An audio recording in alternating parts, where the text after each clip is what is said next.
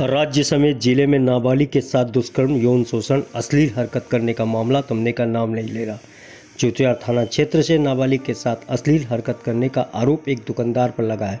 आरोपों के आधार पर पुलिस ने आरोपी दुकानदार सुकुमार सरकार को गिरफ्तार किया है। प्राप्त जानकारी के अनुसार नाबालिग मोहल्ले की एक दुकान पर सामान खरीदने गई थी। आरोप है कि उस समय दुकानदार ने नाबालिग के साथ अश्लील हरकत की। सबसे हैरान कर देने वाली बात यह है कि अधेड़ उम्र के दुकानदार ने अपनी बेटी के समान उम्र की एक बच्ची के साथ गलत हरकत की और वह मीडिया के कैमरे के सामने ये स्वीकार भी कर रहा है। ऐसी विकृत मानसिकता वाले लोगों की वजह से ही तेजी से अपराध की घटना में इजाफा हो रहा है। सुनिए क्या कहते हैं स्थानीय निवासी एवं आरोपी सुकुमार सरकार।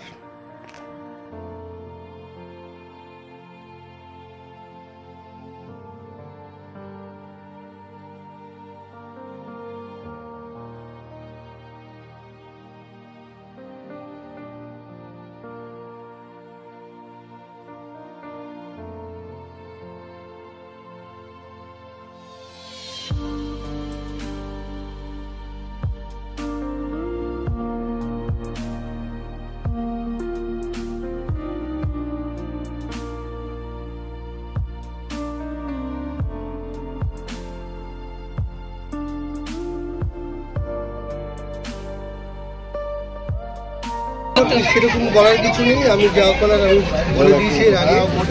মুহূর্তে আমার বলার কিছু নেই। আপনি কি এই ধরনের কাজ করেছিলেন? সেটা এখন আদালত বিচার করবে। আমি ক্ষমা চাইছি এদের কাছে। ক্ষমা চাইছেন কেন? আপনি যদি না করে থাকেন তাহলে ক্ষমা চাইছেন কেন?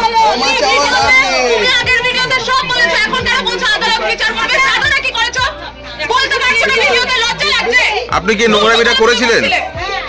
আপনাকে কেন মারছে? আজকে কেন মারছে? বলো।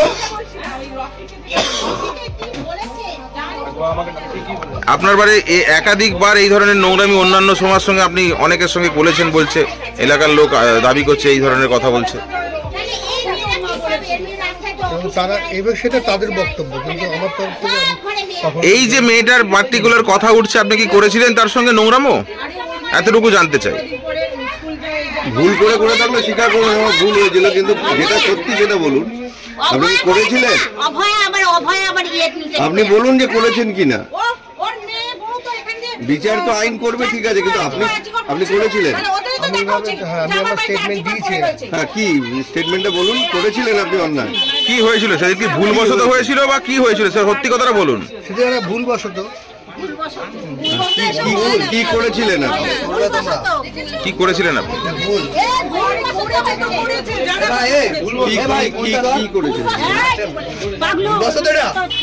কি করেছিলেন আপনি? কি করেছিলেন একটু জানান।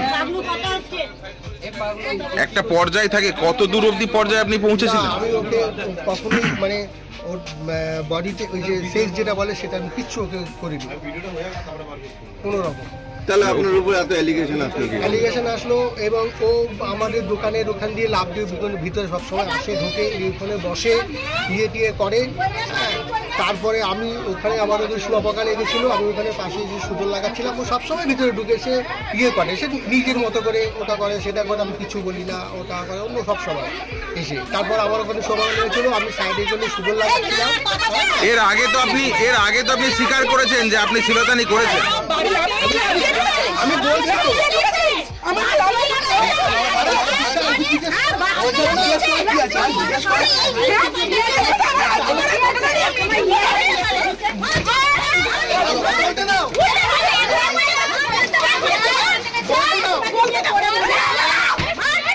আরে আমার সামনে তালাটা দেওয়া থাকে, আমি বলছি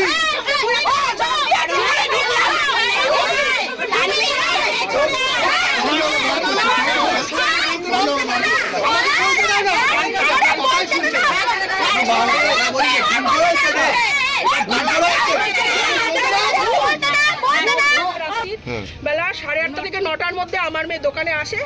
আমার মেয়ে একটু দুরন্ত, হয়তো দোকানের ভেতরে ঢুকেছিল।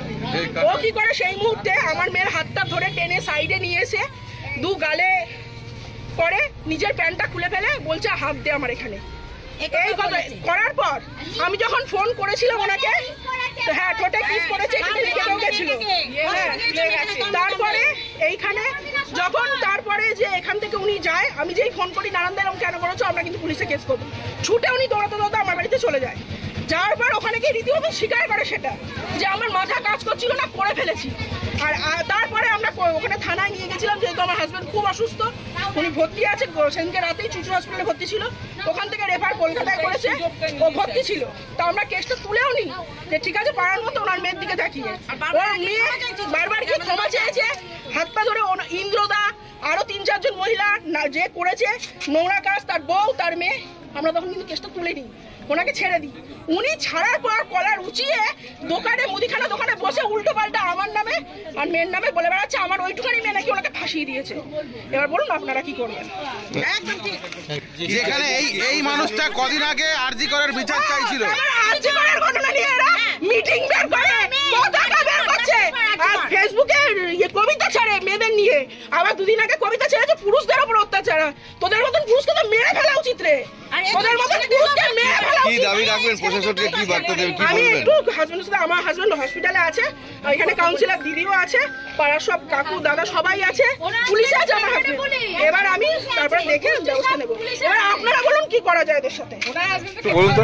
আমার ছেলেকে 4 বছর আগে মেসেজ করেছিল যে তুই আমার সাথে নাইট গার্ডের কাজ কর, আমি তোকে 150 টাকা দেবো, আমি তোর সাথে নেকেট হয়ে শোবো, হ্যাঁ খুব মজা দেবো তোকে, তুই আয়। তখন এই মানুষটাকে এই ধরনেরই কাজ করে, হ্যাঁ ও আরো ছেলে মেয়ের করেছে, এখন সব এক এক করে বেরোচ্ছে। হ্যাঁ আর ওকে ছাড়া মোটেই উচিত না। এখন এখানে সমস্যাটা কি হয়েছে? এখন ও সবাইকে বলে বেড়াচ্ছে যে আমি কিছু করিনি, আমাকে এসি ঘরে রাখা হয়েছিল, আমাকে ভিআইপি ট্রিটমেন্ট দেওয়া হয়েছে, আর যে মেয়েটার মা। কি হয়েছিল, ঘটনাটা কি হয়েছিল একটু যদি বলেন। হ্যাঁ এটা ও ভালো মতন জানে। আপনার নামটা কি? আমার নাম অভিযোগ, কি বলবেন আপনি? কি বলবো দাদা, আমাদেরও কিচ্ছু সত্যি বলার নেই, আর বলার নেই। আমরাও খুব ক্লান্ত, এই নিয়ে ভীষণ ক্লান্ত, ভীষণ ভাবে। ঘটনাটা একটা খুব মারাত্মক ঘটনা, আপনি কি বলবেন? আপনার স্বামী এই ঘটনা ঘরে আমাদের দরজা টরজা সব খোলা, আমার মেয়েও পড়ছে, কিভাবে কি হচ্ছে কি করে সম্ভব জানি না, বলতে পারবো না, কিন্তু আমরা সবাই ভালো, আমার দরজা টরজা সব খোলা, যাওয়া আসা আছে। কিভাবে কি হচ্ছে, কেন ওরা এত ভায়োলেন্ট হয়ে উঠছে জানি না। লোকে কিন্তু ওদের মতো করে ওদেরকে বলছে, কিন্তু আমরা একদম সাইলেন্ট, কোনো আওয়াজ নেই আমাদের, সব সময় তালা টালা দিয়ে আমরা ঘরের ভেতরে রয়েছি। কেন লোকে ওদেরকে এরকম ভাবে বলে বেড়াচ্ছে আমি জানি না, আমাদের হয়ে বলে বেড়াচ্ছে কেন, যে আমরা বলেছি, কিন্তু আমরা কাউকে কিচ্ছু বলছি না, টোটালি স্টপ, একদম চুপ। আমরা আমাদের হয়ে ওদেরকে বলছি, আমরা বলে বেড়াচ্ছি, কিন্তু না, আমরা কাউকে কিচ্ছু। ঘটনাটা কি আদৌ কি ঘটেছিল বলে আপনার মনে হয়? জানি না দাদা, আমার সামনে কিছু হয়নি, কিন্তু আমার দরজা ঘর জানলা সব সময় ওপেন, দরজা ওপেন, 24 ঘন্টা আমরা ঘর দোকান যাতায়াত করছি, বলতে পারবো না। যেদিনকার ঘটনা সেদিনকে আপনি বাড়িতেই ছিলেন? একদম, আমি আমার ঘরে, মেয়ে এখানে পড়ছে, ঘরে বাজি ফাটাচ্ছে, এখানে বাজি ফাটালো, সেদিন রাতেও বাজি ফাটিয়েছে। আজকে সবাই মিলে আপনার